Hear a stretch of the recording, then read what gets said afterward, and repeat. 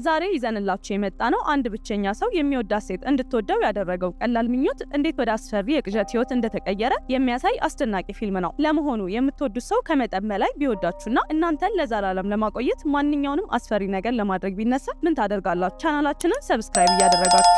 ታሪኩ የሚጀምረው ቤል ከሚባል በጣም ብቸኛ ሰው ነው። ቤል ኒኪ የምትባል ጓደኛውን በጣም ይወዳታል፣ ግን ፈሪ ስለሆነ ፍቅሩን መናገር አይችልም። ጓደኛው ያን ፍርሃቱን ስለሚያውቅ ቀለል ብለህ ቀረባት በማለት ይመክረዋል። ቤል ወደ ቤት ሲመለስ ግን አንድ አሳዛኝ ነገር ገጠመው። የሚወዳት ድመቱ እሱ የሚወስደውን መድኃኒት በልታ ሞት አገኛት። ቤል በከባድ ሀዘን ውስጥ ሆኖ አስክሬኑን አጽድቶ ህይወቱን ቀጠለ። በዚያው ምሽት ኒኪ ትደውልና ልታገኘው እንደምትፈልግ ነገረችው። ቤል መጀመሪያ ላይ ቢያቅማማም በኋላ ግን ሊያገኛት ወሰነ። በመንገድ ላይ ሳለም ለኒኪ የአንገት ሐብል ለመግዛት ወደ አንድ ትንሽ ሱቅ ገባ።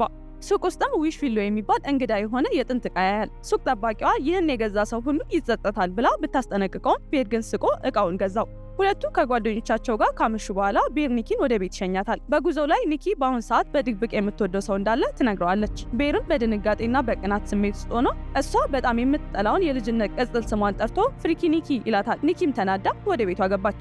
ቤል በራሱ ተበሳጭቶ አጠገቡ ያለውን ዊሽ ቢሎ ኒኪ ከማንም በላይ እንድትወደኝ እመኛለሁ ብሎ ሰበረው። ወዲያውኑ ግን አስገራሚ ነገር ተፈጠረ። ኒኪ ከቤት ወጥታ መኪናው አጠገብ ቆማ በትኩረት እያየችው ነው።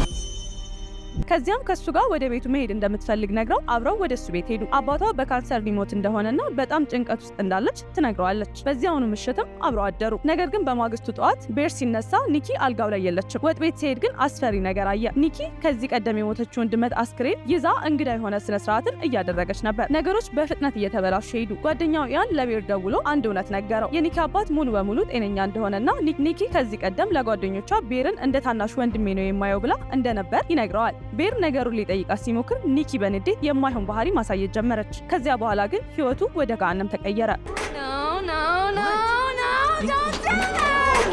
ቤል ተኝቶ እያለ ኒኪ እግሩን ትቆርጠዋለች። ቤል ወደ ስራ እንዳይሄድም የቤቱን ዋና በር ከውስጥ በኩል በቴፕ ዘግታው ታድራለች። ድመቷን የገደለችውም እራሷ ኒኪ እንደሆነች ቤል መጠርጠር ጀመረ። ቤል ተስፋ ቆርጦ በዊሽ ፊሎ ሳጥን ላይ ወደ ነበረው ስልክ ይደውላል። እዚያ ያሉት ሰዎች የነገሩን ነገር ግን በጣም አስፈሪ ነበር። ይህ ፍቅር እውነት እንዳልሆነና እሱ በህይወት እስካለ ድረስ ይህ ነገር እንደሚቀጥል ነገሩት። በአንድ ምሽት ላይ ከጓደኞቻቸው ጋር ቺል እያደረጉ እያለ ኒኪ በጣም እንግዳ ባህሪ ማሳየት ጀመረች። በጨዋታ መሀልም የተሰበረ ጠርሙስ ወስዳ እራሷን መምታት ጀመረች።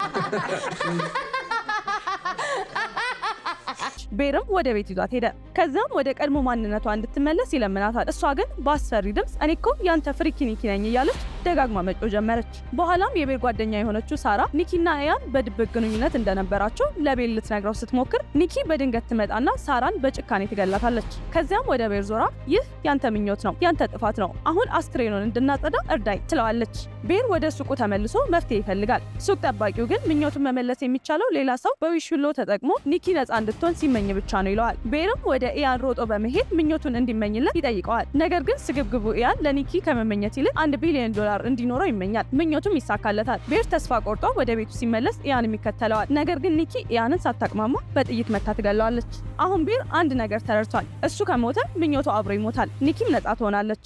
በመሆኑም መታጠቢያ ቤት ውስጥ ያሉትን መድኃኒቶች በሙሉ በአንድ ጊዜ ይወጣቸዋል። ነገር ግን ከመሞቱ በፊት ኒኪ የመጨረሻ የዊሽ ፊሎ እንጨትን አግኝታ ሌላ ምኞት ተመኝታ ነበር። ምኞቷ ቤል እሷ እንደምትወደው አድርጎ እሱም እንዲወዳት ነበር። ቤል በመድኃኒቱ ምክንያት ወዲያውን ይሞታል። እሱ ሲሞት ግን በኒኪ ላይ የነበረው የአስማት ኃይል በሙሉ ይለቃል። ኒኪ ወደ ራሷ ትክክለኛ አይምሮ ትመለሳለች።